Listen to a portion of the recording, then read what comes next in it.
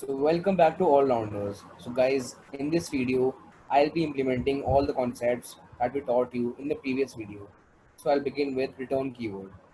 So in this program, I'll be using return keyword along with a parameterized function. So there's a function sum and I'm defining it by writing the keyword def. Then inside the sum function, there are two formal parameters n1 and n2, that is the numbers that we are taking for calculating the sum. Then inside the function definition, I'm taking a variable s and I'm writing s is equal to n1 plus n2, and at last I'm returning the value of s. So basically, this function adds two numbers that are being passed inside the parentheses, and then it returns that sum to the calling environment. So after that, I'm writing result is equal to sum, and in the brackets, I'm passing two values 10 and 20. That is, n1 is equal to 10 and n2 is equal to 20. And I'm using this variable result so that I'm storing this value s into this variable result, because this value s can't be used directly into the program because this variable s is local to this function and it can't be used out of this function. Its scope ends. Then after that, I'm taking a variable avg average and I'm calculating the average of this function. And after that, I'm printing the sum and the average. So let's run this program and see what happens.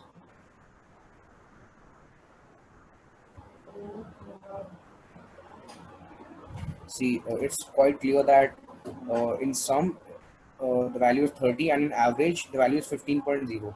So guys, in this function, s is a local variable and avg is global variable. It can be used anywhere in the inside in the program, and we can't use this variable s anywhere outside this function. That was all about this program. Let's move to further concepts.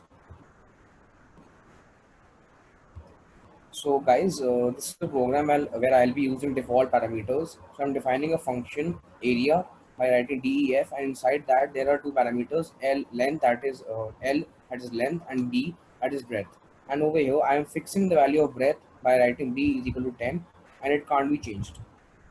Then inside the function, I'm writing a is equal to l into b, that is I'm taking a variable and I'm calculating the area of the rectangle, and then this function prints that area.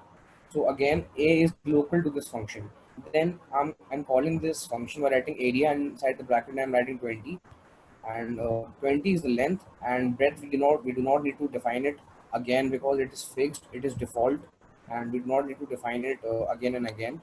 So let's run this program, and according to my mathematics, it will return 200 20 into 10. Let's run it.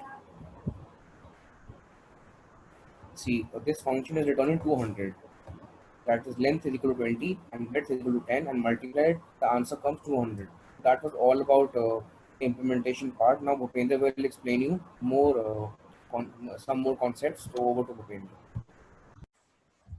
So hello guys. So here I will implement the passing arguments by reference. So as I have already told you about what are the passing arguments by reference, a variable inside a Python is a reference to the object memory. So both formal and the actual arguments refer to the same object. Now here in this program, I am defining a particular function which is named as the my function. Then inside the parentheses, I have given the formal argument which is the new list. Then inside the function, I am printing the ID of this new list and returning uh, the data type back to the calling environment. Then after that, I have taken a list which is named as the my list, and inside my list, I have given three values which is the 10, 20, and 30. Now I am printing the ID of the my list. Then I am calling the function and giving the my list as a actual argument, and giving passing these values to the function new list, then printing the id of the new list. So first of all, it will print the id of the my list, and then after calling this function, it will give the same values to the new list, and then inside the function we are printing the id of the new list. Now let's run the program. and check what are the IDs of these print statement. So here you can see that first of all the print ID of the my list is displayed, which is this. Then after that, when it gives the values to the new list, then the ID of the new list is displayed, which is this. So these are both same. So as I've already told you that the both actual and the formal arguments refer to the same object, and they do not differ in the memory location.